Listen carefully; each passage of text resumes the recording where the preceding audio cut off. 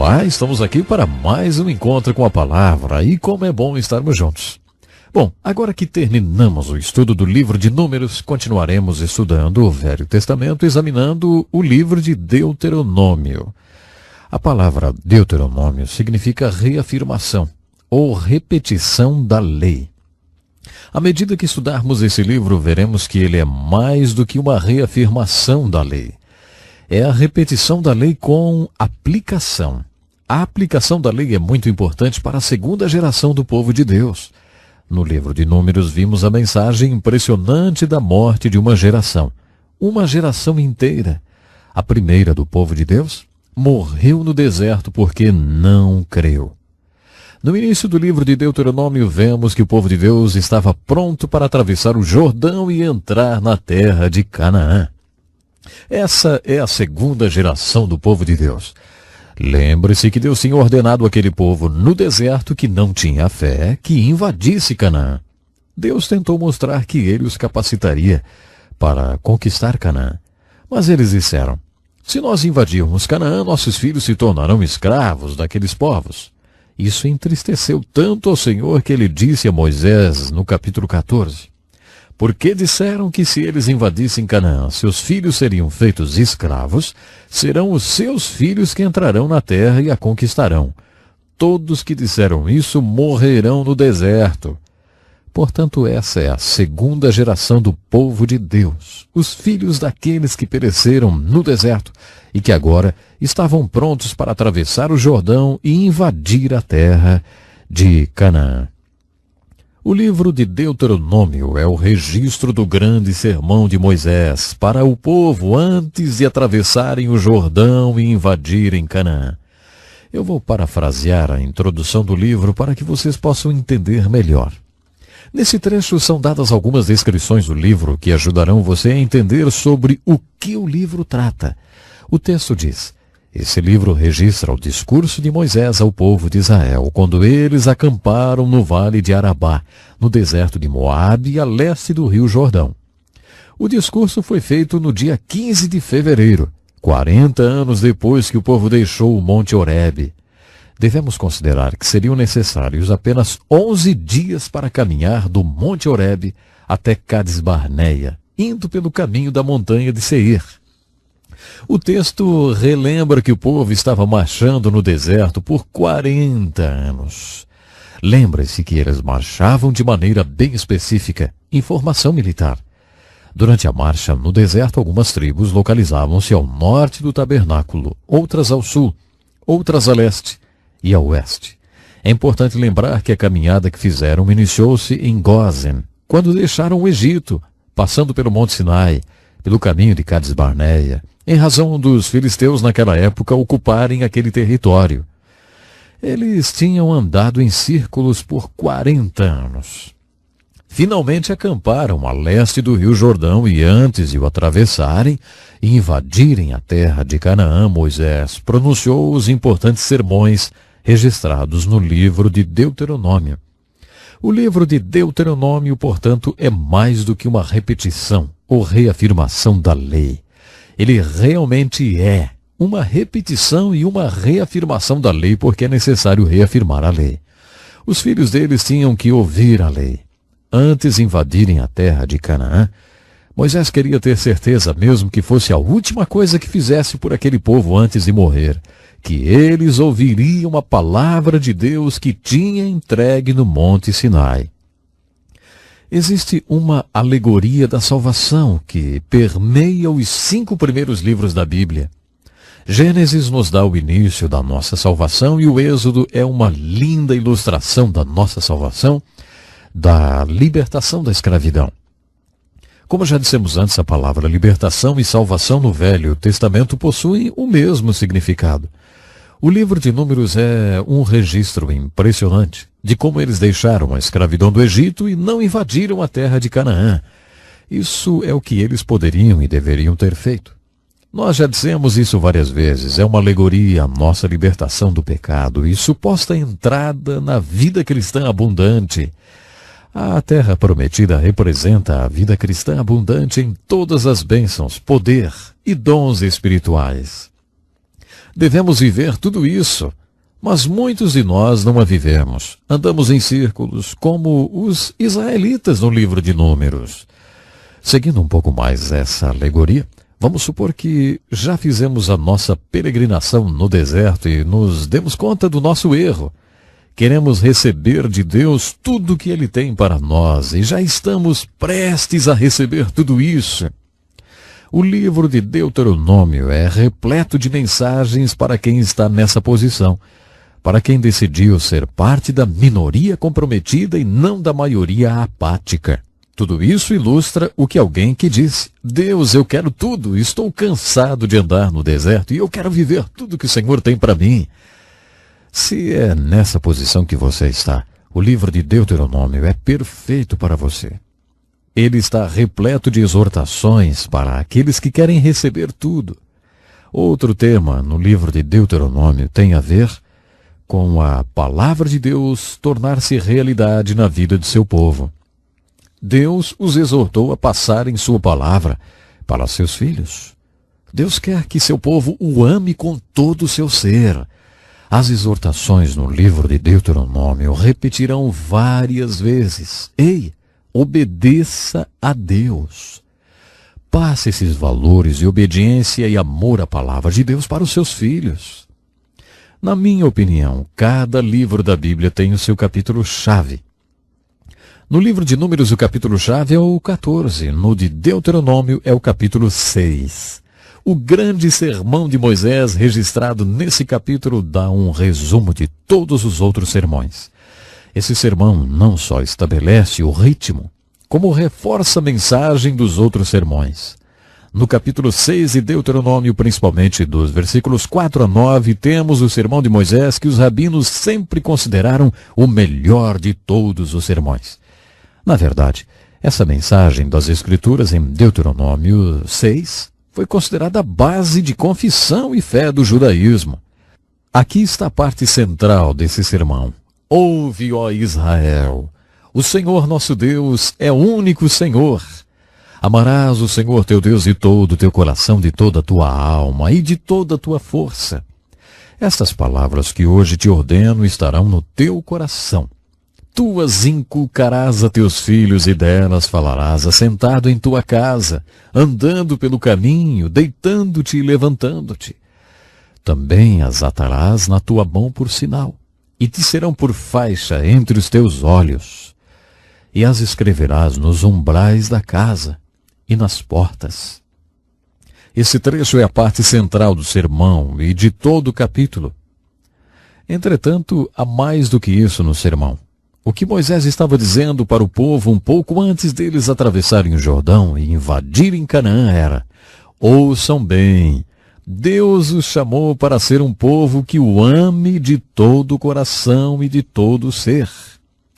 Para você mostrar que realmente o ama, vocês então precisam obedecer à palavra de Deus.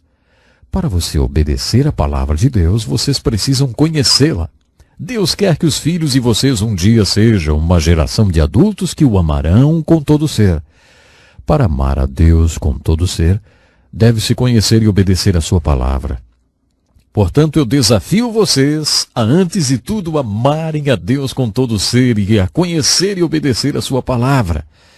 Por isso, cuidem de passar esses valores para os seus filhos.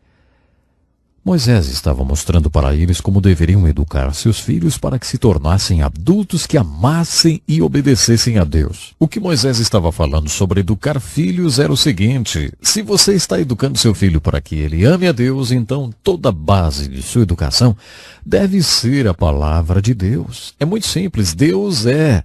Se Deus é, então ele é absoluto. Deus é absoluto. Em filosofia fazemos a seguinte pergunta: existe qualquer coisa absoluta? O que Moisés está nos dizendo através desse método de educação é que Deus é o seu absolutismo. Deus é absoluto. E esse Deus absoluto declarou algo: qualquer coisa que o Deus absoluto disser, será absoluto. Portanto, o Deus absoluto deu a você a palavra absoluta. Existem certas questões como moral absoluta que você deverá ensinar aos seus filhos. O pensamento de Moisés é o seguinte: Há um Deus absoluto e uma palavra absoluta, e, portanto, existe um caminho absoluto pelo qual seus filhos devem seguir. Participei de um seminário no qual várias autoridades da área de delinquência juvenil estavam dando palestras. A frase que abriu o debate foi: primeiramente, vamos ser objetivos. Não há absolutismos. Levantei a mão e disse: doutor, acabei de conversar com uma garota de 14 anos que está absolutamente grávida. Como você pode dizer a uma adolescente que não há absolutismos? As consequências são absolutas. Elas são absolutamente boas ou absolutamente ruins. As escolhas absolutas devem ser parte da educação. Esse método de educação exposto por Moisés envolve absolutismos. Ele disse: Deus é absoluto. Sua palavra é absoluta. Há um caminho absoluto pelo qual seu filho deve seguir.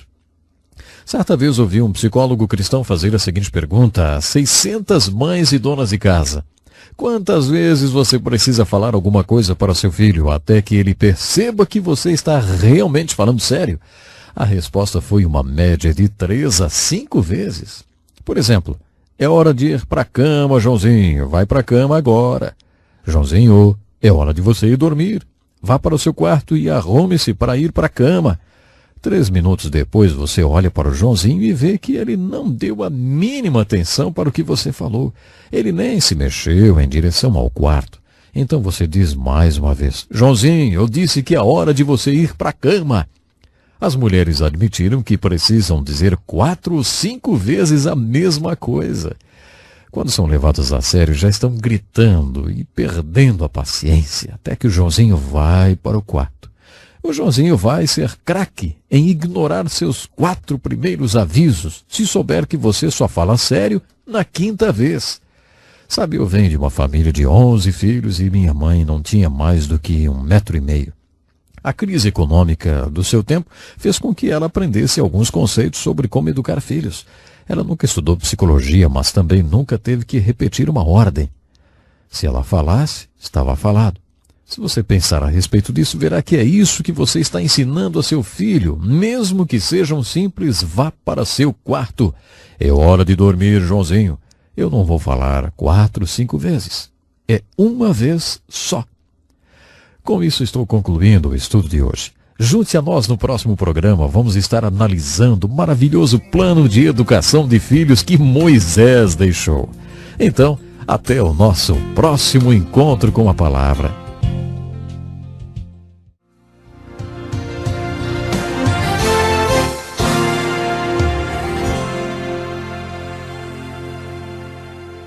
Que felicidade mais uma vez estarmos juntos para o programa Encontro com a Palavra. Se essa é a primeira vez que você está conosco, precisa saber que nesse programa estudamos a Bíblia. O nosso objetivo é dar uma visão geral e fazer uma introdução ao estudo de toda a Bíblia. Nosso estudo nos trouxe até o livro de Deuteronômio, onde descobrimos uma inspirada filosofia de educação espiritual para os nossos filhos, dada por Moisés. O método educacional de Moisés está baseado na revelação da palavra de Deus. A revelação da palavra de Deus é o primeiro fundamento da educação cristã. Sabe, eu fico impressionado com o conteúdo do estatuto de algumas universidades dos Estados Unidos. Nesses estatutos, seus fundadores expressaram o objetivo da universidade quando foi fundada. Sabe o que dizem os estatutos de algumas das universidades mais antigas? Os pais que formularam esses estatutos queriam que seus filhos conhecessem a Deus. Deus é a fonte de todas as coisas. Ele é o poder que está por trás de tudo. Ele é o ser mais importante do mundo. Portanto, quero que meu filho conheça Deus. Quero que meu filho saiba ler. Quero que meu filho tenha condições de estudar a palavra de Deus para que ele conheça a Deus. Esse é um dos parágrafos do Estatuto das Universidades mais antigas dos Estados Unidos. É muito triste constatar que essas universidades não ensinam mais a palavra de Deus ou nada que seja absoluto. No entanto, os parágrafos continuam a fazer parte dos estatutos destas universidades. O fundamento do método educacional descrito por Moisés é a palavra de Deus revelada. uma palavra absoluta de um Deus absoluto. O segundo fundamento sobre o qual esse método educacional está baseado é a responsabilidade. Quem tem a responsabilidade pela educação das crianças? Algumas pessoas dizem que é o Estado. Quando eu era criança, se eu faltasse na escola, o coordenador da escola ia atrás de mim. Por isso, naquela época, eu achava que o Estado que contratava o coordenador tinha a obrigação de me fazer ir à escola. Por se tratar de escola pública, às vezes as pessoas têm a impressão de que educar filhos é responsabilidade do Estado. Algumas pessoas um pouco mais maduras chegam a dizer, não, a responsabilidade é da igreja. A igreja tem a responsabilidade de educar os meus filhos. Eu os levo à escola dominical todos os domingos e os deixo lá por 30 minutos. É responsabilidade da igreja ensinar meus filhos a amarem a Deus e amar e obedecer a palavra de Deus. Isso é assunto deles. Olha, isso é ridículo. Se você considerar o fato de que um ano possui 8.760 horas, se não faltar nem um domingo, seu filho passará 26 horas na escola dominical. Você acha que do total de 8.760 horas, 26 horas farão muita diferença? Há aqueles que dizem, eu coloquei o meu filho numa escola evangélica, ele passará 1.080 horas lá. Está vendo? É responsabilidade da escola evangélica educar meu filho. Eles o educarão para que ele se torne um adulto que ame a Deus e ame e obedeça a sua palavra.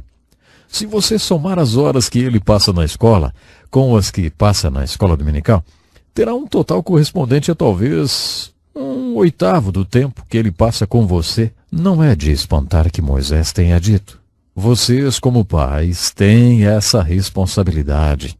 Em essência, o que Moisés está falando aos pais é: a palavra de Deus deve habitar no seu coração para que você possa ensinar ela aos seus filhos. Moisés também foi bem enfático quando disse que é o pai que deve dar esse ensinamento. Se as crianças aprenderem sobre Deus apenas com as mulheres, quando crescerem, acharão que ser religioso é coisa de mulher. Deus quer que os homens ensinem as Escrituras para as crianças. Pais, a Bíblia é clara, a responsabilidade maior é nossa. O profeta Isaías disse que é o pai que deve fazer com que os filhos conheçam a verdade de Deus. Essa responsabilidade é dada ao pai. Assim como o comandante do navio ou um avião nunca delega responsabilidade, apenas autoridade, o pai ou os pais num lar nunca delegam a ninguém a responsabilidade de educar os seus filhos. Eles podem delegar autoridade a determinadas pessoas para os ajudarem nessa responsabilidade, mas nunca delegam essa responsabilidade a ninguém. O comandante de um avião delega autoridade ao oficial de suprimentos para cuidar dos suprimentos e delega autoridade a outros para que tudo corra muito bem. Mas se der alguma coisa errada numa dessas áreas, quem responderá ao conselho investigador será o comandante, porque ele nunca delega sua responsabilidade a ninguém, apenas a sua autoridade. Da mesma forma, os pais podem delegar autoridade à escola pública ou particular para ajudá-los na educação dos seus filhos, mas jamais poderão delegar essa responsabilidade a ninguém, porque, de acordo com Moisés, Deus a delegou aos pais. O terceiro fundamento do método de educação é o relacionamento. Moisés pregou sobre quando o pai deve ensinar o caminho de Deus ao seu filho. Tu as inculcarás a teus filhos, e delas falarás assentado em tua casa, andando pelo caminho, deitando-te e levantando-te. Sempre que converso sobre isso com os pais, eles dizem: olha, isso foge da minha realidade, porque nunca estou lá quando ele vai para a cama e nem quando se levanta. Não me sento à mesa e nem saio com ele. Eu sempre respondo: você não entendeu. Está fazendo o que muita gente faz. Está interpretando sua cultura e as Escrituras na ordem inversa. Muitas pessoas interpretam à luz de sua cultura. A minha cultura diz que eu saia antes que eles, levante e chego em casa depois que eles já foram para a cama até. E eu nunca me sento à mesa e nem saio com eles. A palavra de Deus deve interpretar a sua cultura. Não é a sua cultura que deve interpretar a palavra de Deus. A palavra de Deus está dizendo: você deve manter um relacionamento com seus filhos. Para isso, você tem que investir tempo junto com seus filhos. Geralmente, quando um jovem torna-se adulto, pai e filho vivem o que costumam chamar de conflito de gerações. Frequentemente ouço pais dizendo: estou passando por um conflito de geração com meu filho, eu não consigo entendê-lo.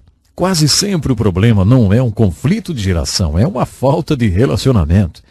Para aplicar um método de educação de Moisés, você tem que cultivar um relacionamento com o seu filho. Manter um relacionamento com seu filho é uma parte vital do processo. Acho que os homens não têm ideia da importância de gastar tempo com as crianças. Em casa tínhamos um tipo de reunião de oração toda manhã, quando orávamos por nossos filhos. Perguntávamos se eles tinham algum pedido de oração para aquele dia e depois um orava pelo outro. Depois à noite tínhamos um tipo de mesa redonda, quando cada criança respondia as perguntas. O seu dia foi bom ou ruim? Qual foi a melhor e a pior coisa que aconteceram para você hoje, hein?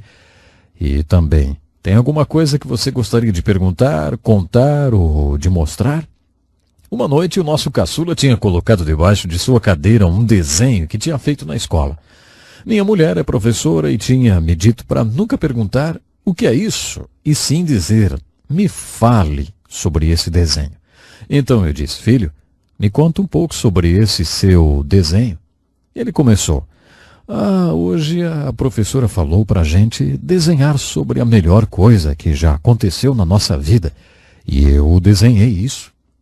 Alguns meses antes eu estava saindo de casa para fazer exercício e correr, e na última hora decidi colocar meu filho e sua irmãzinha no banco de trás do carro e levá-los comigo para o clube.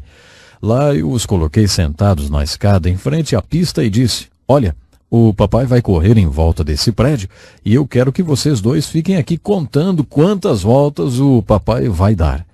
E foi isso que aconteceu. Enquanto eu corria, eles contavam minhas voltas. 2 meses e meio mais tarde, quando ele começou a ir para a escola, a professora pediu para ele desenhar a melhor coisa que já aconteceu na sua vida. Meu filho desenhou o seu pai correndo e ele e sua irmãzinha sentados, contando as voltas do pai. Sabe, isso era a melhor coisa que tinha acontecido para ele em toda a sua vida. Acho que nós, pais, não temos a menor ideia da importância do que significa gastar tempo com nossos filhos.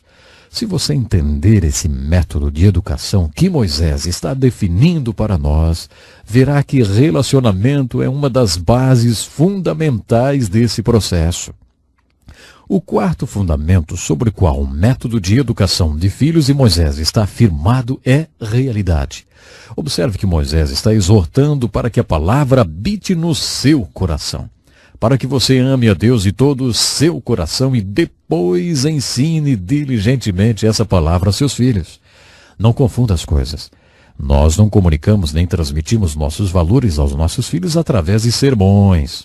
O que transmite a eles é aquilo que realmente é importante para nós. Jesus disse: onde estiver o vosso tesouro, aí estará também o seu coração. Em linguagem simples, isso significa que se você me mostrar onde e como gastou dinheiro nos últimos 5 anos, como gastou o seu tempo, dinheiro e energia, estará me mostrando quais são seus valores e onde está o seu coração. É assim que ensinamos nossos filhos. Não com os sermões, mas os valores em si. Lembro-me de uma cena com meu filho, que sempre foi muito esforçado. Ele tinha apenas 1 ano e meio e certa manhã, enquanto eu me barbeava, ele aproximou-se e me estendeu o meu chapéu. Ele sabia que eu estava sempre apressado e por isso foi adiantando as coisas para mim. Anos mais tarde, quando ele estava com o horário de escola e outras atividades muito apertado e começou a sofrer de enxaquecas constantes, minha mulher então pediu que eu falasse para ele diminuir o seu ritmo. Então, um dia, enquanto estávamos fazendo o Cooper juntos, toquei no assunto. Eu comecei: filho, você está com seu horário bem corrido, não? Ele respondeu: aprendi com você. Faz 20 anos que vejo você acordar às 5 da manhã e logo sair para trabalhar. Você viu o que aconteceu? Os meus sermões sobre valores não tiveram o menor efeito. Foram as minhas atitudes que transmitiram os meus valores reais para o meu filho. Conheço um pastor amigo que estava com seu filho mais velho e começaram a falar de homens que conheceram. Toda vez que ele citava um deles, dizia: "Ah, ele é muito importante, faz isso, isso e isso." O pastor não comentava nada.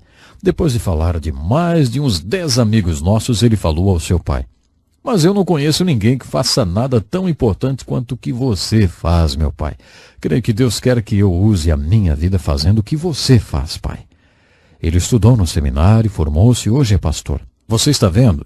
Transmitimos aos nossos filhos não aquilo que falamos sobre valores em nossos sermões, mas nossos valores de fato.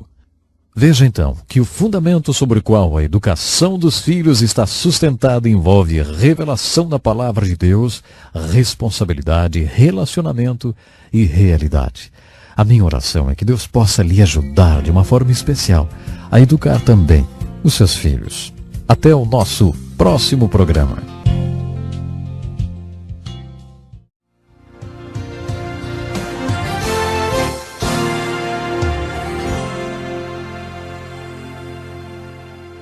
Olá, muito bem-vindo a mais um programa Encontro com a Palavra. Que alegria poder estar mais uma vez com você.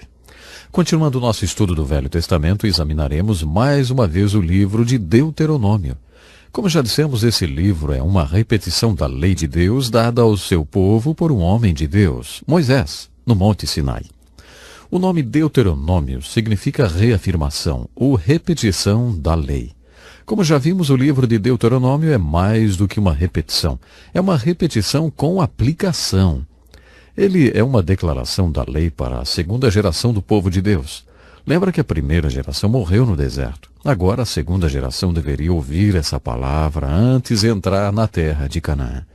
A exortação do livro de Deuteronômio é para que a segunda geração do povo de Deus ensine essa palavra à terceira geração, que é seus filhos.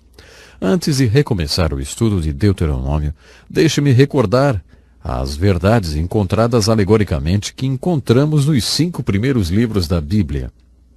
No livro de Gênesis vemos a origem da nossa salvação, a grande fonte da nossa salvação, que é o próprio Deus. Nesse livro encontramos a fonte da nossa salvação no caráter de Deus e a fonte dos nossos pecados no caráter do homem. Isso mesmo, em nós mesmos. No livro de Êxodo está representada a nossa salvação através da libertação dos filhos de Israel da terra do Egito. Essa é a figura da nossa libertação do pecado. Eles deveriam ter saído do Egito atravessando o deserto, o que levaria apenas 11 dias até chegar na terra prometida em Canaã, a terra que Deus tinha preparado para eles, a terra que é chamada de terra prometida. A impressionante mensagem do livro de Números é que o povo não fez isso. Eles andaram em círculos durante 40 anos. Uma geração inteira morreu no deserto, andando em círculos da falta de fé. Essa é a alegoria da salvação de muita gente. Depois de terem sido libertas do pecado, muitas pessoas, ao invés de entrarem na terra prometida da vida e das bênçãos cristãs, andam em círculos por falta de fé.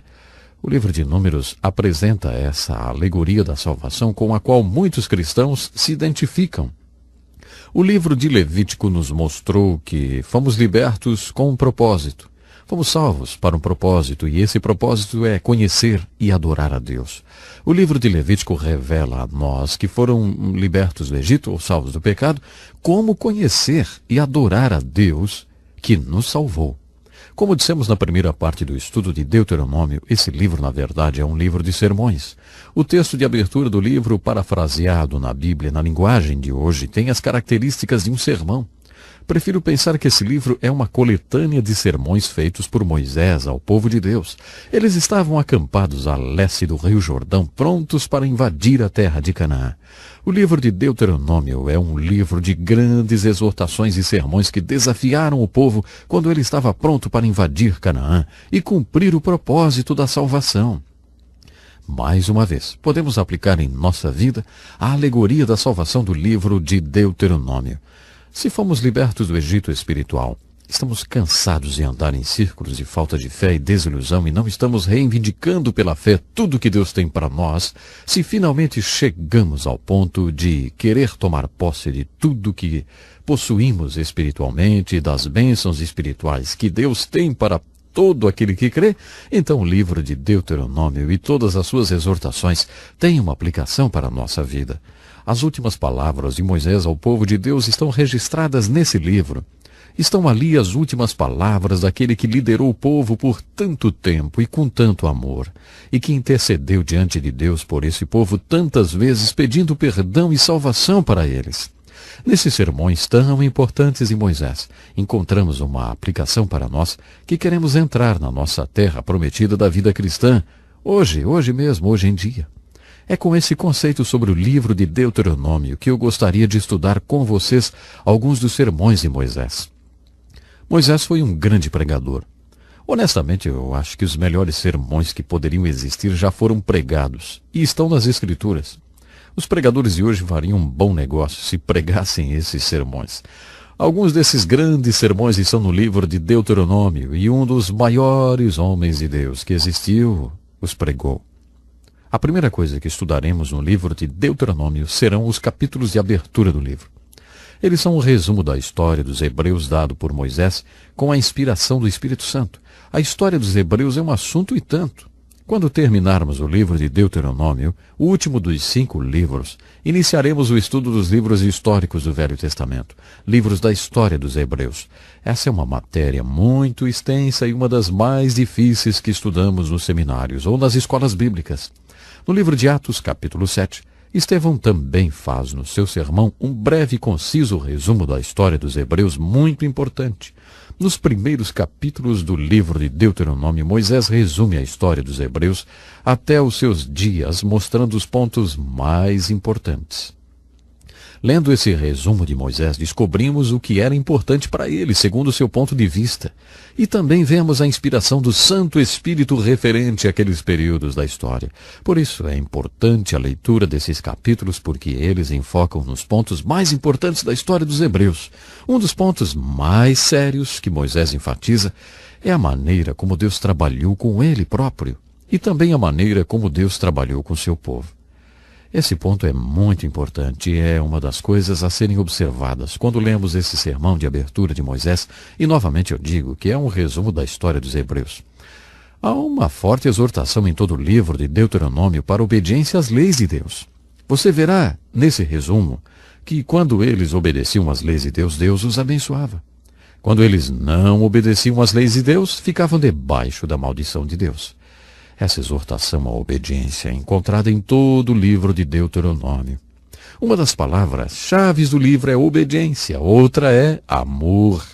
Você poderia achar que amor não seria um tema discutido nessa parte do Velho Testamento, mas é. A palavra ame é usada muitas vezes nesse livro, principalmente nas exortações de Moisés para amar a Deus de todo o coração. Amor é um tema muito importante desse livro. Outro sermão muito importante de Moisés foi feito depois que ele deu o resumo da história dos hebreus e também está logo no início do livro, no capítulo 4.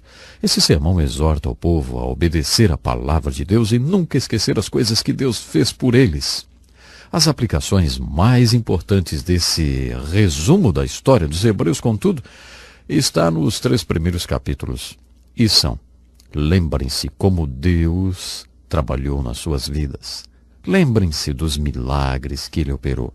A exortação do capítulo 4, nesse lindo sermão, é que esses milagres de Deus tenham um efeito profundo e eterno nas suas vidas e que vocês falem para seus filhos sobre esses milagres. A seguir, há uma exortação para que eles tomem muito cuidado para não quebrar o contrato com Deus. Nós poderíamos usar a palavra aliança. Uma aliança é um contrato entre Deus e o seu povo. Os termos desse contrato são bem explícitos. Se o povo não cumprisse os termos do contrato, deixaria de haver contrato. Deus não teria que abençoá-los se eles não fossem obedientes. Isso, portanto, é uma importante advertência. Nunca quebre o seu contrato com Deus.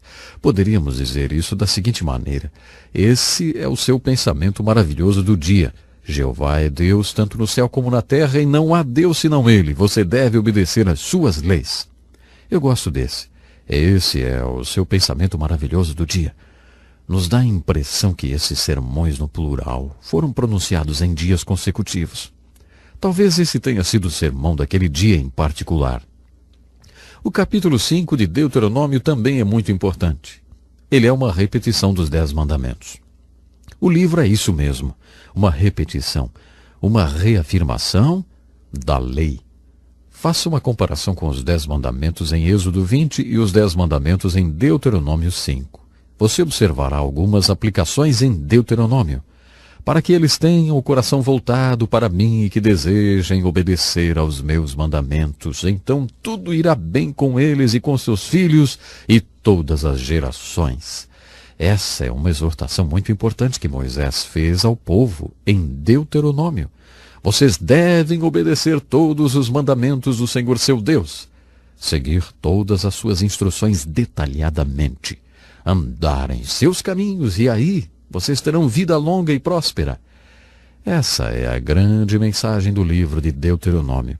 Você deve andar em todo o caminho do Senhor e fazer tudo de acordo com a vontade de Deus para a sua vida. Essa é a chave para as bênçãos de Deus, a obediência. O capítulo 6 é considerado pelos judeus como uma confissão básica de fé. É o sermão mais importante de Moisés. Bom, em Deuteronômio, esse sermão é chamado de Shema pelos rabinos hebreus. Shema em hebraico quer dizer ouvir.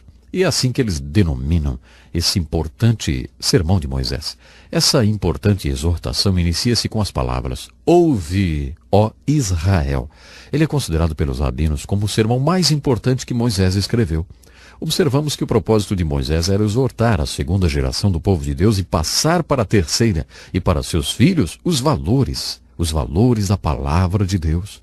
Isso está bem explícito. Vimos isso em detalhes em nosso estudo anterior. Descobrimos nesse sermão de Moisés a base para a educação cristã dos nossos filhos.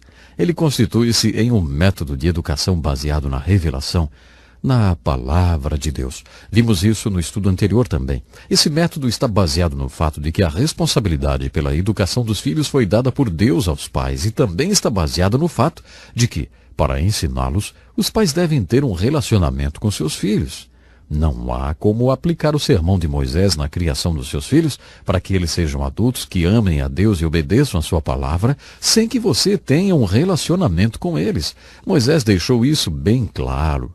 Tu as inculcarás a teus filhos, e delas falarás assentado em tua casa, andando pelo teu caminho, deitando-te e levantando-te. Moisés estava se referindo à palavra de Deus. Tu as inculcarás a teus filhos. Ele está falando aos pais. Também dissemos em nosso estudo anterior que se uma criança for criada sempre ouvindo sobre religião através de uma mulher, ela se tornará um adulto que acha que religião é coisa de mulher e de criança. Sempre que ouviu sobre esse assunto foi de uma mulher. O pai nunca conversou sobre isso com essa criança. Sabe, isso não pode ser assim. Talvez a parte mais importante desse método educacional seja o quarto fundamento sobre o qual ele está firmado: realidade. O que os filhos mais precisam é de um exemplo. Você precisa dar exemplo.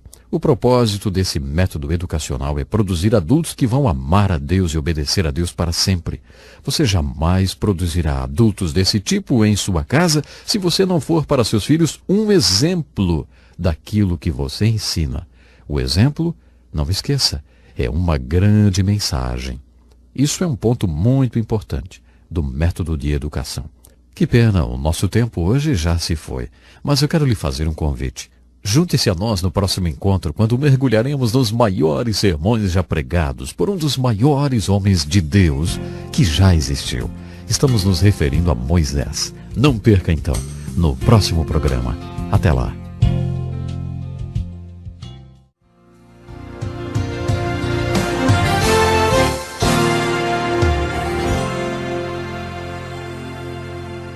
Muito obrigado, Darrell. Aqui estamos nós para mais um encontro com a palavra. Pegue sua Bíblia e junte-se a nós. Em nosso último estudo, vimos os grandes sermões de Moisés no livro de Deuteronômio. Terminamos fazendo uma aplicação daquele que os antigos rabinos consideram como o mais importante de todos os sermões de Moisés, o do capítulo 6 de Deuteronômio, que diz respeito à educação espiritual dos nossos filhos. Esse sermão é seguido de outro sermão de Moisés, também muito importante e registrado no capítulo 8. Todos esses textos são os grandes sermões que Moisés estava pregando. Repetindo esses sermões, falam sobre a palavra de Deus e a importância de obedecê-la. Há ainda outra revelação nesse texto. Refere-se ao sermão do capítulo 8, versículos 1 a 14, sobre a palavra de Deus e sobre como nós a aprendemos. Tereis muito cuidado em cumprir todos os mandamentos que hoje vos ordeno. Essa frase será repetida várias vezes nesse livro. Observe a exortação feita em relação à palavra de Deus. Lembrar-te-ás de todo o caminho pelo qual o Senhor teu Deus te guiou no deserto esses 40 anos para te humilhar e te provar, para saber o que estava acontecendo no teu coração, se guardarias ou não os seus mandamentos. Ele te afligiu e te deixou ter fome, depois te sustentou com o maná, que não conhecias, e que os teus pais também não conheceram, para te dar a entender que não só de pão vive o homem, mas de tudo que sai da boca do Senhor. O texto continua dizendo outras coisas. Guarda-te de não te esqueceres do Senhor teu Deus, não cumprindo os seus mandamentos, os seus juízos e os seus estatutos que hoje te ordeno, para não suceder que depois de teres comido e estares farto, te teres edificado boas casas e habitado nelas, depois de se multiplicarem as tuas vacas e as tuas ovelhas, e aumentar a prata e o ouro e tudo quanto tens, se ensoberbeça o teu coração e te esqueças do Senhor teu Deus que te tirou da terra do Egito, da casa da servidão. Sabe, o sermão do capítulo 8 de Deuteronômio, dos versículos 1 ao 14, diz, em primeiro lugar, qual é o propósito da palavra de Deus? Deus nos deu e nos dá a sua palavra porque Ele quer que saibamos como viver. Deus não é um tipo sádico que fica sentado em seu trono criando regras para fazer infelizes. Toda palavra e toda a lei de Deus nasceram do seu amor pelo homem e do seu interesse em nos ver bem. É isso que estava no coração de Deus quando Ele nos deu a palavra. Deus sabe o que é a vida. Ele a criou e sabe como podemos vivê-la plenamente. Jesus disse, eu vim para que tenham vida e a tenham em abundância. Tenham muita vida. Como você consegue essa vida abundante? Ora, se você não quer mais ser enganado nem perder mais nenhuma bênção, as Escrituras dizem que você deve se aproximar da palavra de Deus e obedecer cada palavra que Ele ordenou. Então você conhecerá a verdadeira vida. Isso significa que a palavra de Deus tem a ver com vida. Se você quiser entender a palavra de Deus, poderá estudá-la de várias maneiras. A primeira maneira de estudar a palavra de Deus é fazer o que você está fazendo agora. Você também pode ir para uma escola bíblica ou para um seminário e, inclusive, se formar nessa área. Você estudará a palavra de Deus. Mas, de acordo com a revelação de Deuteronômio capítulo 8, essa não é a única maneira de se estudar a palavra de Deus. Na verdade, essa não é a maneira mais adequada. Se a palavra de Deus tem a ver com vida, então outra maneira de estudá-la é estudando a vida. Creio que a palavra de Deus nos dá a compreensão da vida e que a vida nos dá a compreensão da palavra de Deus. Portanto, quanto mais você conhecer a palavra de Deus, mais conhecerá a vida. E quanto mais você conhecer a vida, mais conhecerá a palavra de Deus. Isso quer dizer que se você realmente quiser ter tudo e não perder nada e realmente aproveitar a sua vida, as Escrituras ensinam que você precisa chegar à palavra de Deus e obedecer os princípios de Deus. E você terá tudo de melhor de Deus para a sua vida. Aí você realmente estará vivendo. Outra observação muito importante que devemos fazer é em relação à exortação dada para tomarmos cuidado com o conforto. O apóstolo Paulo afirmou em suas cartas: sei passar necessidade e também sei ter abundância. Isso é um grande desafio. Você sabe passar por necessidades? Você sabe passar por aquelas tempestades da vida? Por aqueles momentos difíceis? Ei, você sabe como viver quando está passando necessidades? Paulo diz que sabia o segredo de viver contente, independentemente das circunstâncias. Mesmo acorrentado em uma masmorra em Roma, ele dizia que sabia passar por aquilo pela necessidade, mas ele também podia dizer, sei ter abundância. Às vezes acho que passar pela abundância é um desafio maior do que passar pela necessidade. É verdade. Uma vez o líder evangélico Charles Colson foi falar para 100 casais que trabalham com ele no ministério em prisões. Durante um retiro anual ele falou, orem por mim porque estou começando a ter abundância no mundo espiritual. Estamos atingindo o ponto de abundância em nosso ministério. Somos elogiados e as pessoas estão começando a responder à visão que Deus nos deu. Agora, elas me aplaudem de pé. E ele continuou, sabe, Da última vez eu não soube ter abundância e agora eu estou assustado. Temo não saber passar pela abundância. Orem por mim, para que Deus me conserve humilde e para que eu saiba passar pela abundância. Charles Colson foi sincero. Você nunca achou que ter abundância poderia ser um problema, não é? Bom, esse tema faz parte da exortação sobre a palavra de Deus. Moisés disse ao povo: como vocês aprenderam a palavra de Deus? Foi durante as dificuldades da provação, quando vocês estavam comendo o banquete de consequências resultantes da desobediência à palavra de Deus. Foi assim que vocês viram que a palavra de Deus é a chave para a vida. Agora, Moisés continuou, quando as dificuldades acabarem, nunca se esqueçam do que vocês aprenderam quando estavam passando pela provação. Quando vocês estiverem em abundância, não se esqueçam que é tempo de vigiar. Aquele, pois, que pensa estar em pé, cuide, para que não caia. Kenneth Scott Latourette, historiador da igreja, fez uma observação interessante. Se a Igreja de Jesus Cristo fizer sua obra e evangelizar o mundo de hoje nesses tempos de prosperidade em que vivemos, será a primeira vez na história que isso acontecerá. O povo de Deus não faz sua obra quando está próspero ou vivendo bem. A tendência é que eles se tornem apáticos e apóstatas quando estão prósperos. Parece que o povo de Deus só faz a obra quando passa por dificuldades. A igreja nasceu no meio da hostilidade do Império Romano. Nos 3 primeiros séculos da igreja houve 3 grandes ondas de perseguição. Mas a igreja nunca foi tão fértil, nem tão forte e nem tão viva como naquele tempo de perseguição. Acho que precisamos nos lembrar disso e também do desafio que Moisés e Paulo lançaram de sabermos passar tanto pela abundância como pela necessidade. E quando você estiver passando pela abundância, não se esqueça de Deus.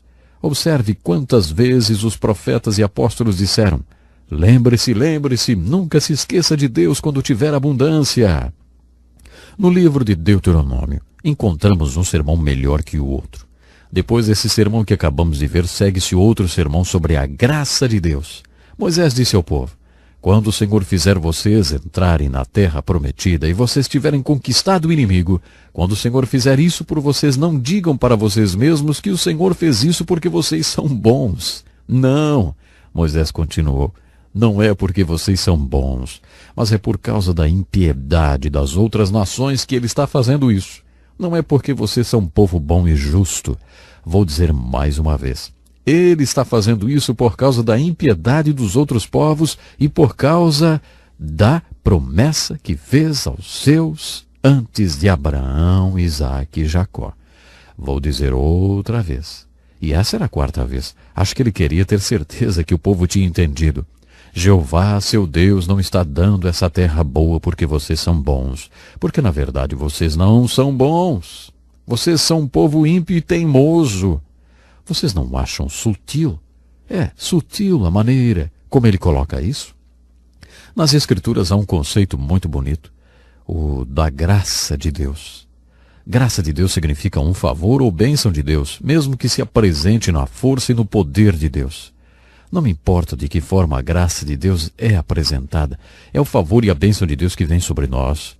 Não porque somos bons ou por causa do nosso mérito, ou por causa do que conquistamos. Jamais podemos nos esquecer disso.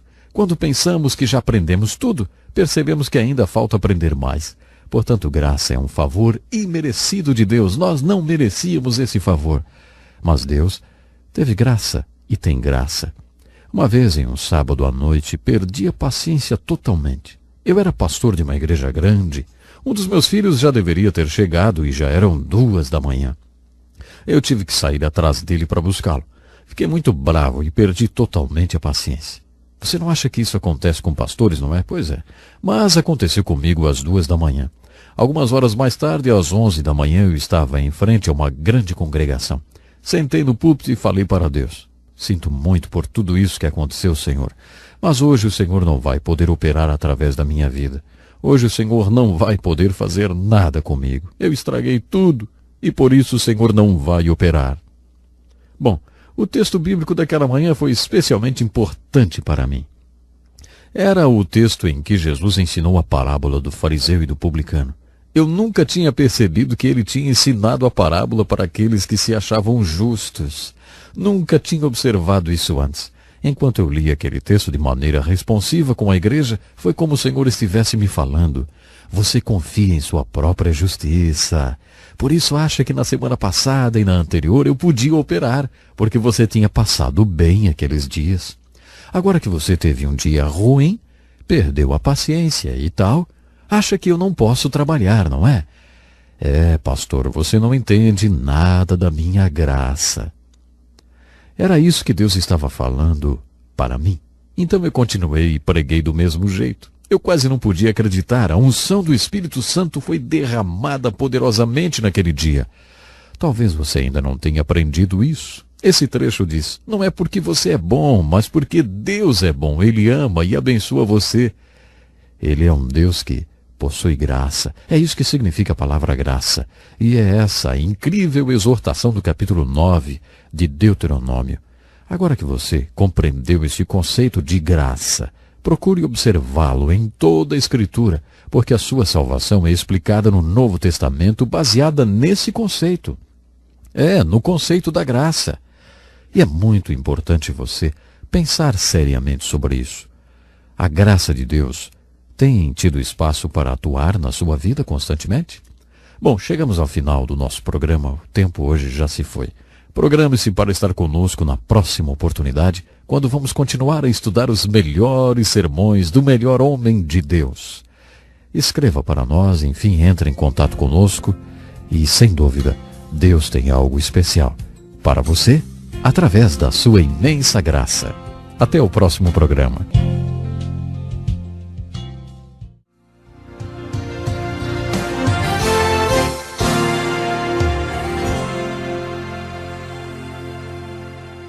Muito obrigado, Darryl. Felicidade estarmos juntos mais uma vez para o encontro com a palavra. Continuando o nosso estudo do Velho Testamento, vamos analisar pela terceira vez o livro de Deuteronômio. Observamos que esse livro é uma coletânea de sermões que Moisés proferiu ao povo de Deus antes deles invadirem a terra de Canaã. Depois de caminharem durante 40 anos no deserto, eles finalmente decidiram assumir um compromisso de fé e atravessar o Rio Jordão para invadir a terra de Canaã e tomar posse de seus bens espirituais. A última coisa que Moisés fez antes de morrer foi dizer todos esses sermões que estão registrados no livro de Deuteronômio.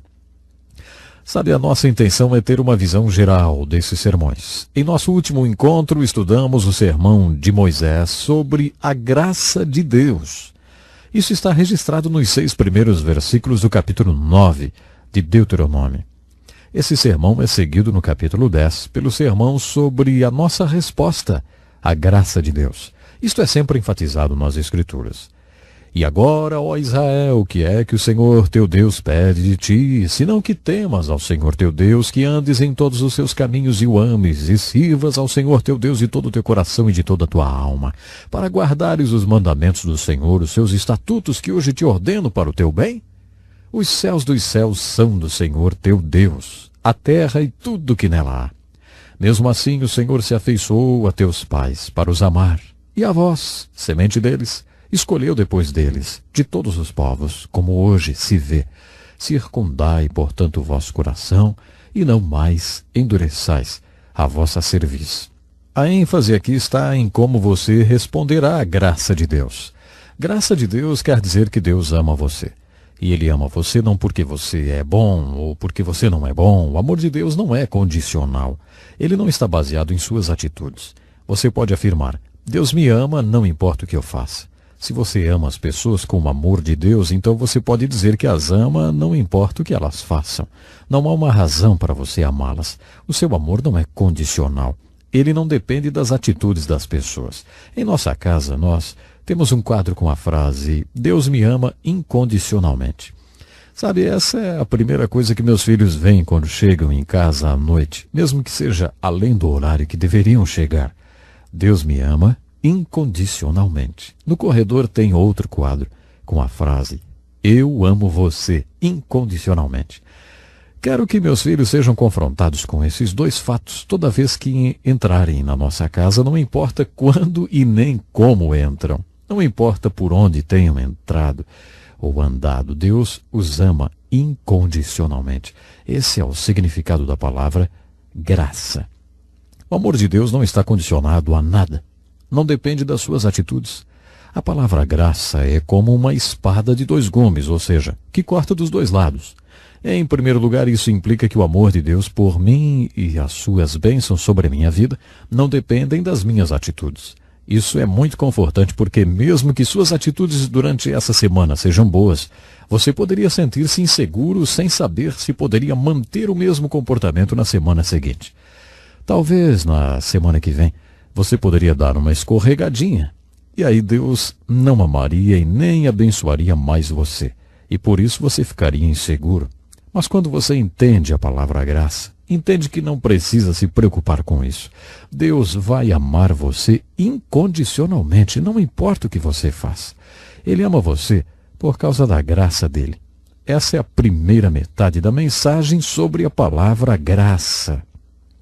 A outra metade é a seguinte: eu não conquisto as bênçãos e o amor de Deus com atitudes positivas e eu não perco sua graça por causa de atitudes negativas. Podemos nos confortar com isso. A razão de Deus me abençoar não é porque eu sou bom. E Ele também não vai me pôr para fora se eu me tornar mal. Deus me ama e pronto. Exatamente. Jesus me ama quando sou bom e faço o que deveria fazer. Jesus me ama quando sou mal, mesmo que isso deixe triste. Mas Jesus me ama. E essa é a mensagem da Bíblia. O amor de Deus é assim. Como você responde a isso? Não serve como um estímulo para você? Isso devia estimular você e também a mim a limparmos as nossas vidas e parar com a teimosia e pararmos com o pecado. Devemos desejar agradar a esse Deus que nos ama independentemente de qualquer coisa. Isso deve servir de estímulo para limparmos nossas vidas daquilo que desagrada a Deus e depois, é claro, servi-lo e expressar nossa resposta em gratidão e oração. Depois de nos falar sobre a graça de Deus e a salvação, o apóstolo Paulo, em 2 Coríntios capítulo 6, verso 1, diz assim: nós vos exortamos a que não recebais a graça de Deus em vão. Nos 10 mandamentos dados através de Moisés, Deus demonstra ser um Deus que tem um objetivo, propósito e ordem para o que faz. O simples invocar o nome do Senhor em vão já é pecado. Isso não tem a ver com o profano, apesar de incluir isso também. Isso se refere a expressar o nome de Deus em adoração e depois não agir de acordo com seu propósito. Você entende? É um pecado pronunciar o nome de Deus em vão. Se o falar o nome de Deus em vão é um pecado, imagine então o pecado que seria receber a graça de Deus em vão. Pense um pouquinho só. Se Deus ama você e derrama todo tipo de bênção sobre a sua vida, Ele salva você e abençoa você com toda sorte de bênçãos espirituais nos lugares celestiais em Cristo. Você recebe a graça, a força e o poder para viver como um cristão deve viver e servir a Deus. Se tudo isso acontece em vão e você nunca faz nada, aí isso é pecado. No capítulo 10, portanto, há uma exortação para não recebermos a graça de Deus em vão. Depois desse sermão, seguem-se outros sermões impressionantes sobre a apostasia. Apostasia quer dizer afastar-se da posição que você tomou com Deus. Vamos dizer que você assuma a seguinte posição: Deus está em primeiro lugar na minha vida e é assim que eu vou servi-lo. Sabemos o que significa assumir compromissos com esse Deus. Se depois de você ter assumido tal compromisso e tomado essa posição, e mais tarde se afastar, então você terá cometido apostasia. A palavra apostasia é composta de duas palavras. A que indica posicionar-se e a que indica distante. Esse é um pecado muito sério por causa das terríveis consequências que ele traz. Você verá isso quando estivermos estudando o livro de Juízes. Na verdade, podemos observar isso em toda a história do povo hebreu. As consequências da apostasia são impressionantes. Moisés proferiu um sermão muito importante e severo sobre a apostasia. Ele disse: se o meu filho ou filha, ou um parente próximo ou seu melhor amigo tentar afastar você de Deus, mate-o, execute-o. Não tenha piedade. Se houver uma cidade que apostatou, destrua-a totalmente e mate todos os seus habitantes. Puxa vida, isso parece duro demais, hein? Entretanto, se você estudar os resultados da apostasia, os cativeiros da Babilônia e da Assíria, verá por que Deus foi tão severo através das palavras de Moisés com respeito à apostasia. Não deixe que a apostasia se prolifere no seu meio. Esse é o importante sermão do capítulo 13 de Deuteronômio. No capítulo 14, há outro sermão, o sermão sobre o dízimo. A palavra dízimo em hebraico significa a 10ª parte. Esse sermão nos ensina que devemos dar a Deus a 10ª parte de tudo que nós temos. Quando estudamos esse tema nas Escrituras, e essa é a primeira vez que o dízimo é ensinado, encontramos a declaração de que o propósito do dízimo é ensinar vocês a colocarem sempre Deus em primeiro lugar nas suas vidas. O dízimo tem um propósito, tem sim. Deus não precisa de 10% da nossa renda. Por que então Deus instituiu a lei do dízimo? Porque Ele queria nos ensinar algo. O primeiro mandamento nos diz: Deus em primeiro lugar. As Escrituras insistirão repetidamente: Deus em primeiro lugar. Deus quer que aprendamos essa lição tão importante. Como Deus nos ensina a colocá-lo em primeiro lugar na nossa vida? Uma das maneiras é nos dando uma medida de compromisso. Ele sabe se é ou não o primeiro em nossas vidas, mas nós não sabemos. Por isso o Senhor instituiu o dízimo. O dízimo não existe porque Deus quer 10% de tudo que temos. Deus quer a primeira 10ª parte. Observe bem isto, hein? A primeira 10ª parte. Quando o povo entrou na terra de Canaã, a primeira cidade que conquistaram foi Jericó. Todo o espólio de Jericó foi dedicado a Deus, porque essa foi a primeira cidade que eles conquistaram.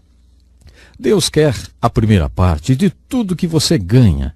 Ele quer a primeira 10ª parte, não apenas uma 10ª parte.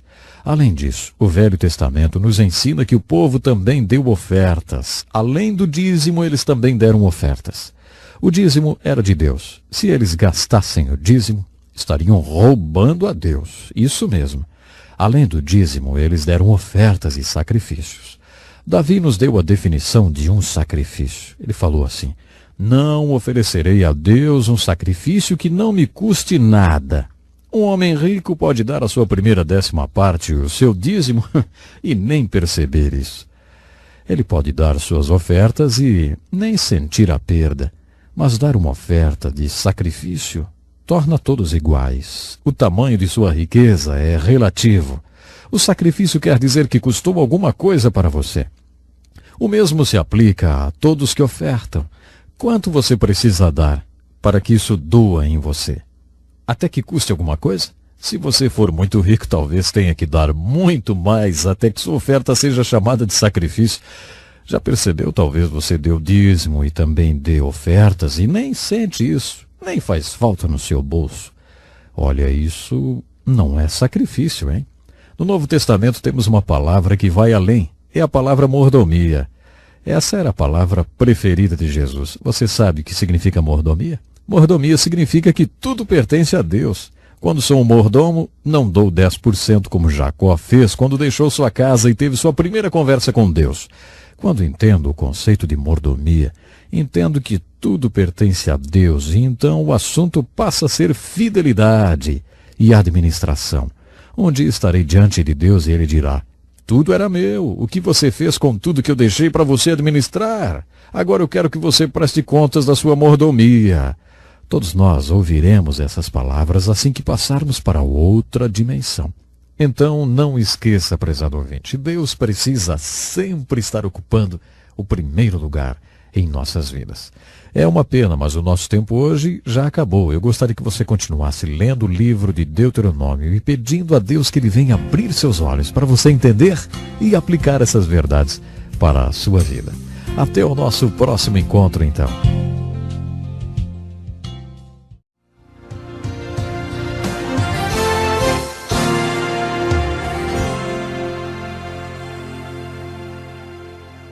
Que felicidade grandíssima estarmos mais uma vez juntos para o encontro com a palavra.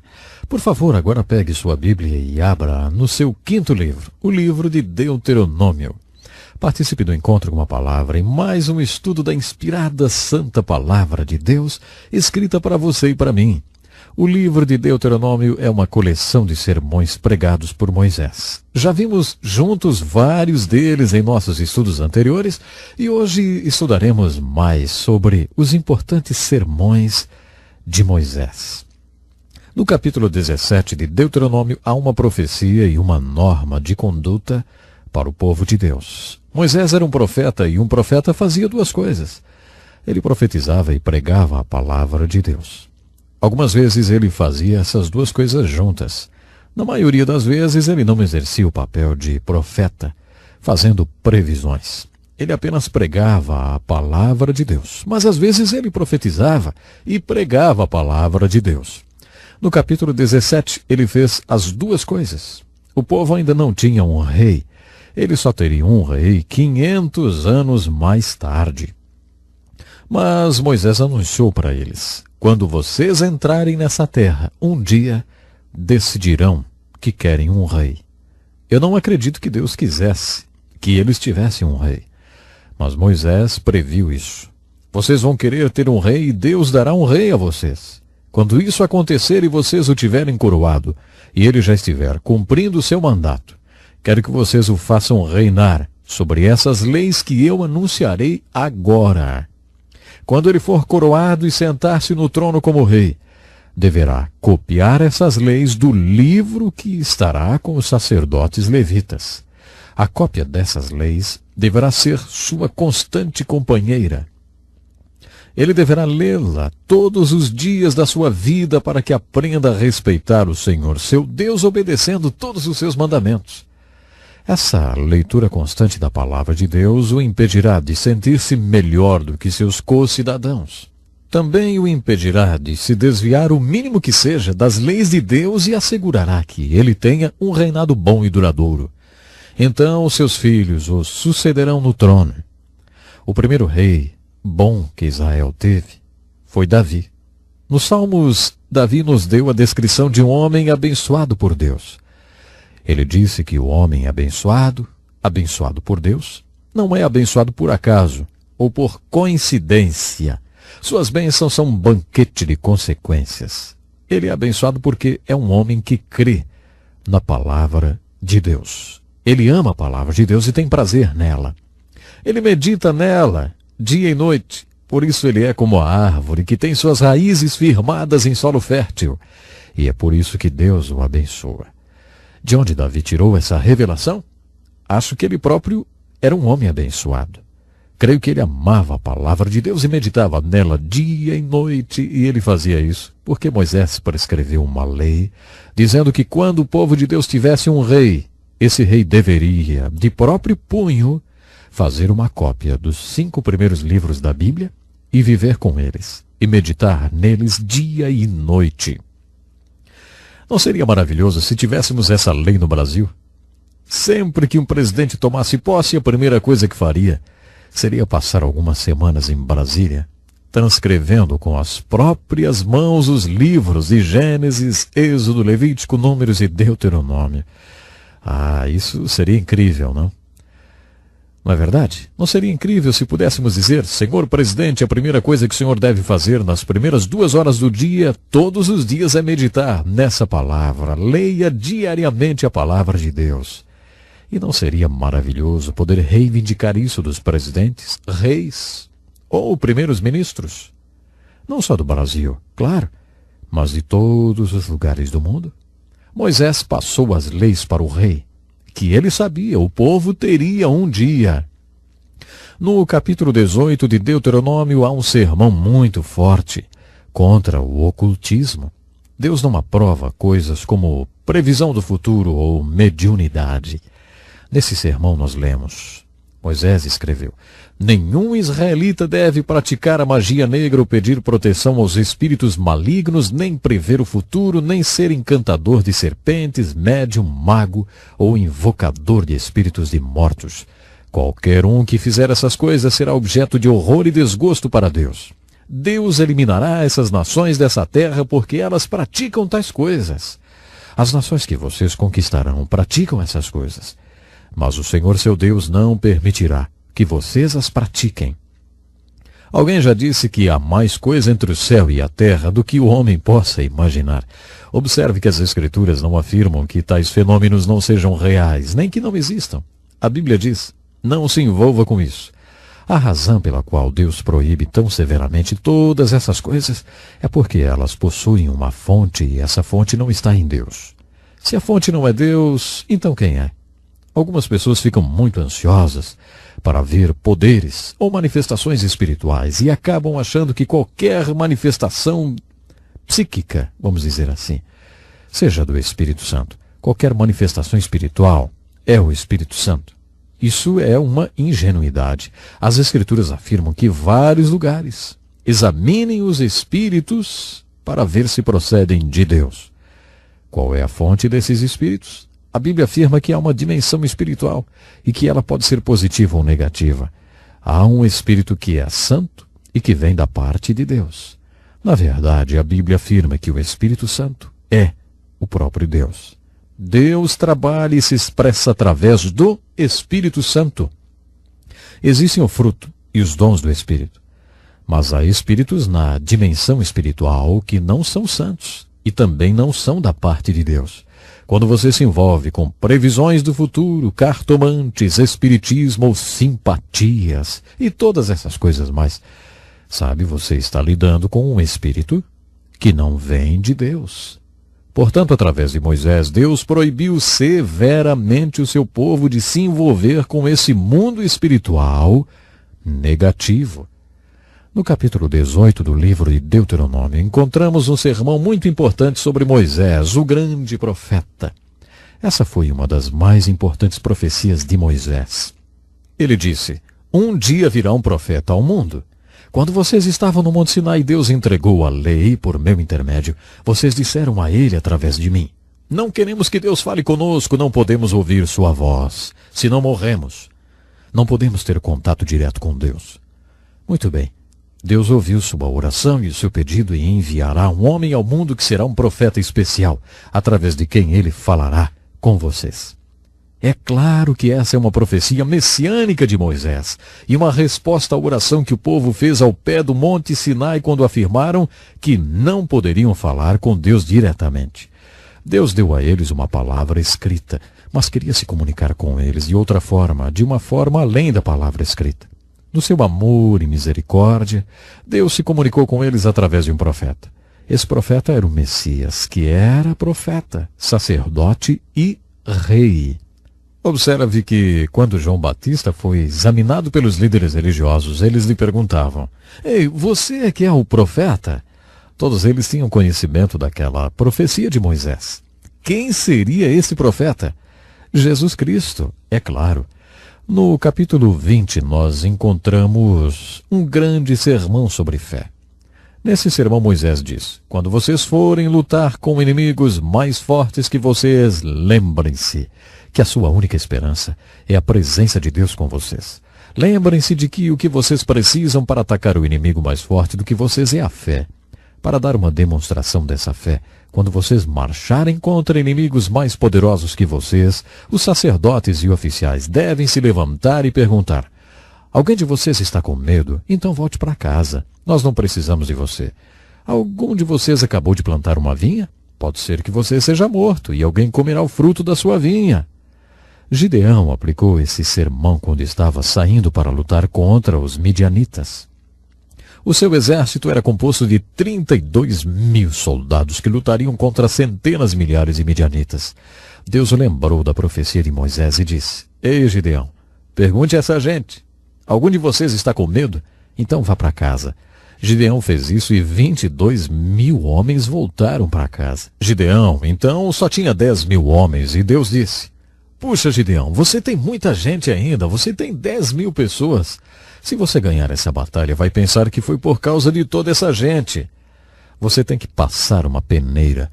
Quando você chegar ao rio, eu vou mostrar como fazer isso. Então Deus deu as instruções. Diga para os que passarem pelo rio apenas lambendo a água para ficarem do outro lado do rio. Para aqueles que se abaixarem para beber a água, diga para eles ficarem nessa margem do rio. Você não precisa deles. Sabe, 9.700 homens se abaixaram para beber a água. E Deus ordenou: mande-os de volta para casa. Você não precisa deles. Tudo o que você precisa são os 300 homens que apenas lamberam a água. 300 homens era menos do que 1% daquilo que Gideão tinha no início. A estratégia de Deus era mais ou menos essa. O número de soldados que Gideão tinha não era importante, nem a habilidade e o talento deles como guerreiros. O que realmente importava é que Deus estava com eles. O poder da presença de Deus seria o mesmo com 300 soldados ou com 32.000 soldados. Mas para ter certeza de que eles acreditariam nisso, que a única esperança que tinham era a presença de Deus com eles, Deus instituiu por meio de Moisés esse desafio tremendo. Davi acreditou. Todos os homens de Deus acreditaram. Davi declarou: a batalha é do Senhor. Certo dia, um grupo de pastores estava almoçando em uma base militar muito importante, onde estavam guardados os melhores jatos do exército americano. Eles nos mostraram todos os aviões e um pouco do poder de fogo que eles tinham. Um pastor presbiteriano velhinho me puxou de lado e disse: ei, em Deus nós confiamos. Não é o que nós dizemos? Não é o que está na nossa moeda? Será que realmente nós confiamos em Deus? Ou será que confiamos em nossos mísseis e em nosso poder de fogo? Esse é o ponto do sermão do capítulo 20. Sabe, isso é algo muito importante. Isso vale para a nossa vida hoje? Claro que sim. Você confia em Deus? Você tem fé? Você tem enfrentado a batalha da sua vida com uma verdadeira fé? Isso é muito importante. Que maneira maravilhosa de terminarmos o estudo do livro de Deuteronômio. Há muito mais nesse livro do que aquilo que nós estudamos. Eu tentei compartilhar com vocês alguns dos pontos mais marcantes. Eu gostaria que você pensasse nisso. O mesmo Deus que esteve com Gideão, o mesmo Deus que esteve com Moisés, o mesmo Deus que esteve com Davi, está também com você. Quer fazer parte todos os dias da sua existência. Pense nisso e até o nosso próximo programa.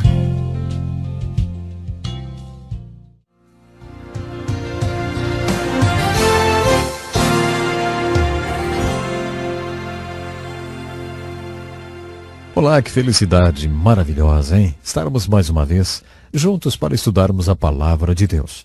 Já concluímos a primeira parte do estudo dos 5 primeiros livros da Bíblia, conhecidos como livros da lei.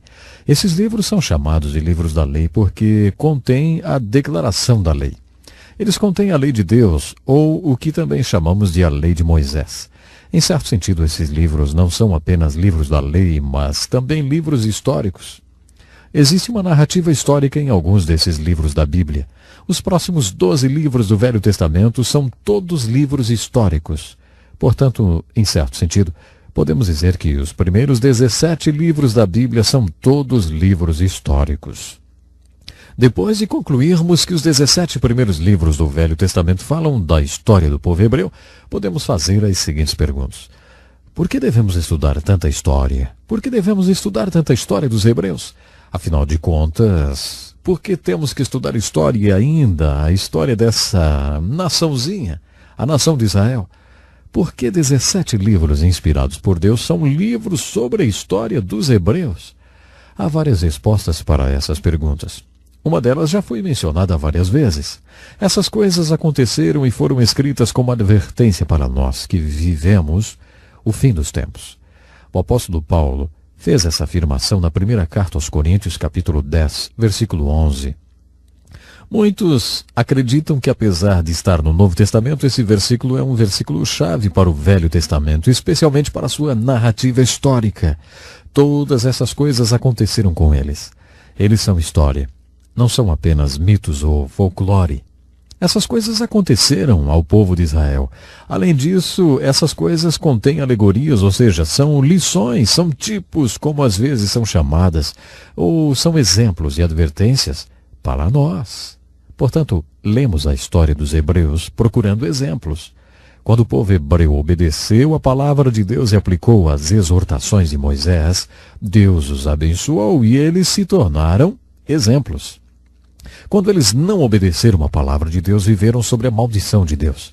E suas vidas rapidamente tornaram-se advertências para você e para mim que vivemos o fim dos tempos. Essa é uma das razões pelas quais estudamos a história dos hebreus. Tudo o que aconteceu a eles aconteceu para nossa edificação, como exemplo para seguirmos ou como advertências que devemos considerar.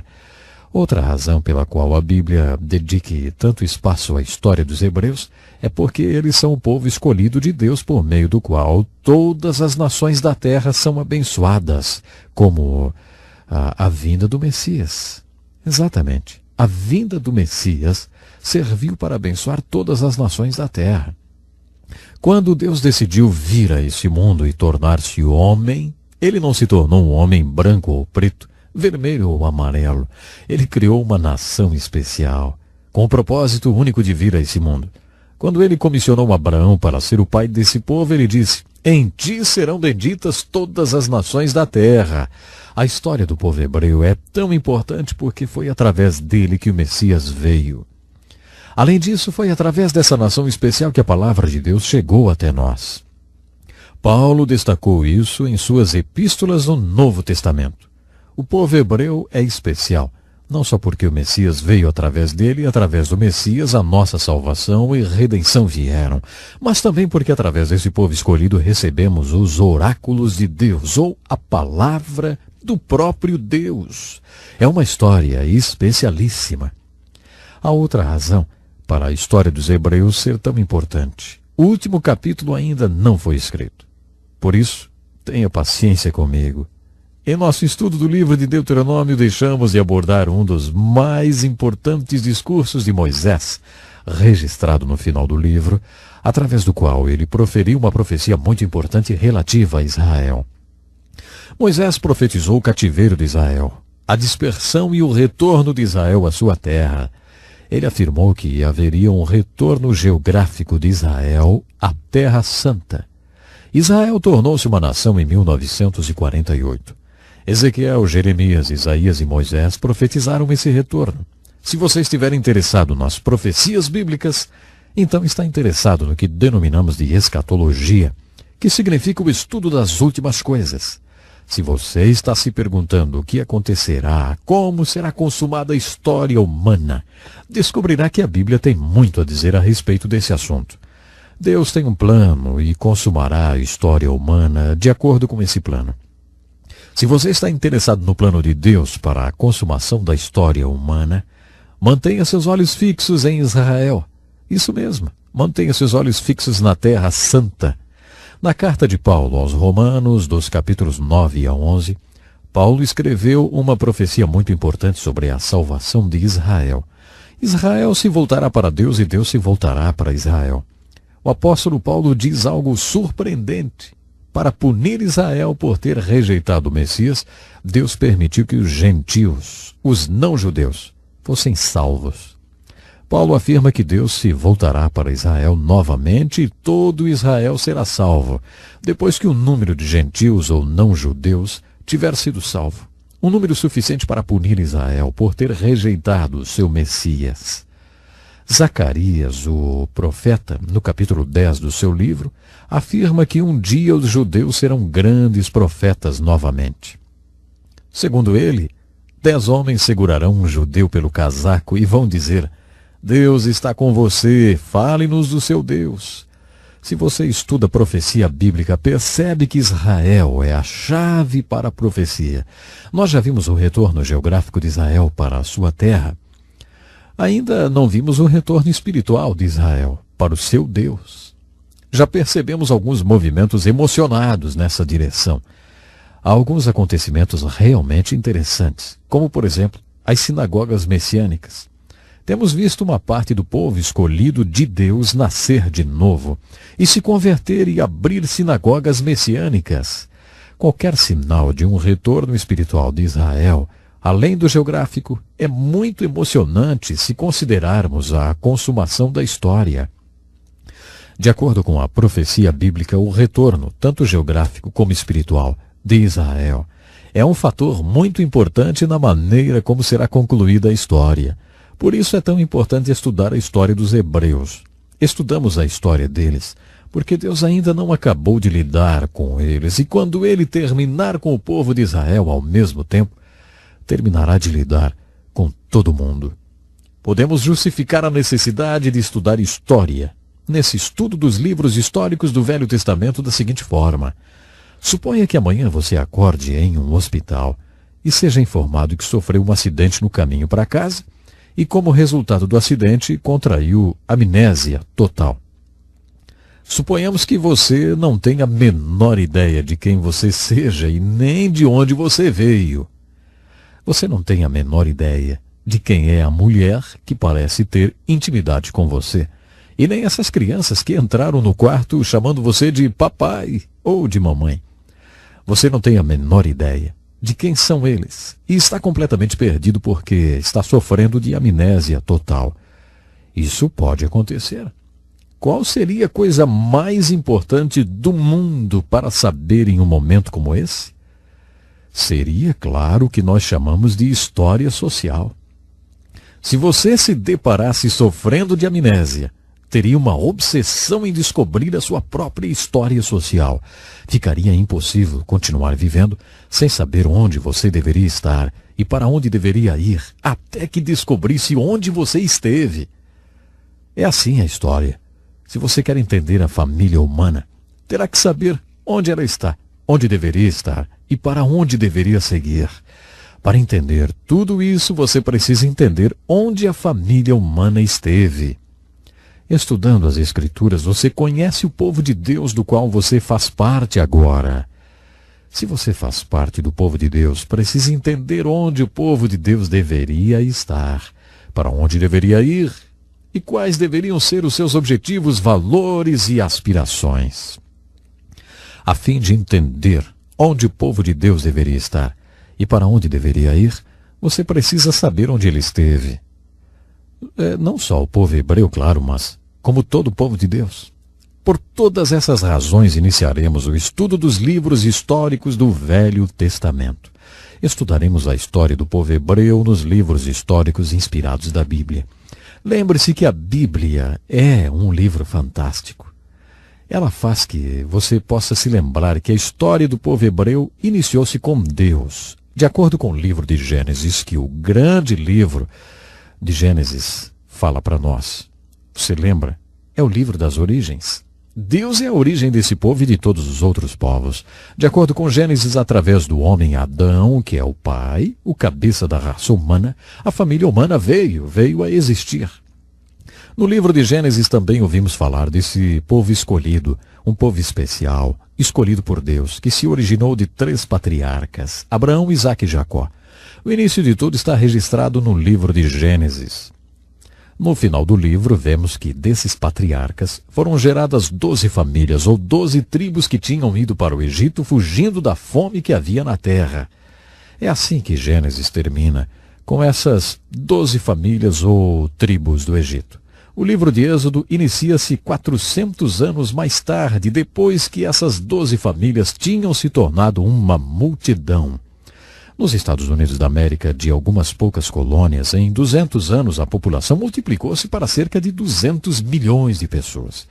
Em 400 anos no Egito, essas 12 famílias tornaram-se uma multidão de cerca de 2 ou 3 milhões de pessoas. Mas eles eram apenas uma grande multidão.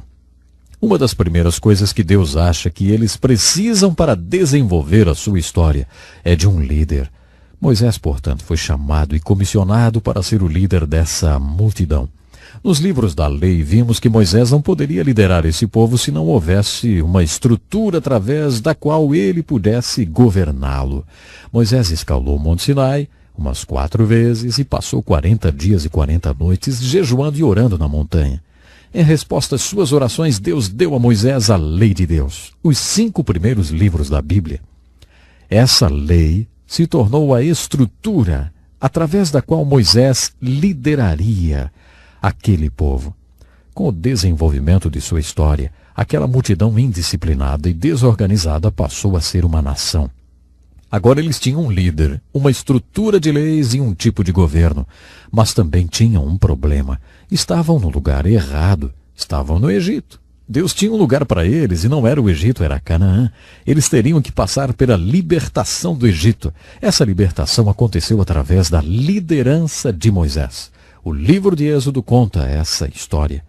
Já o livro de Números nos apresenta a saída do povo de Israel do Egito.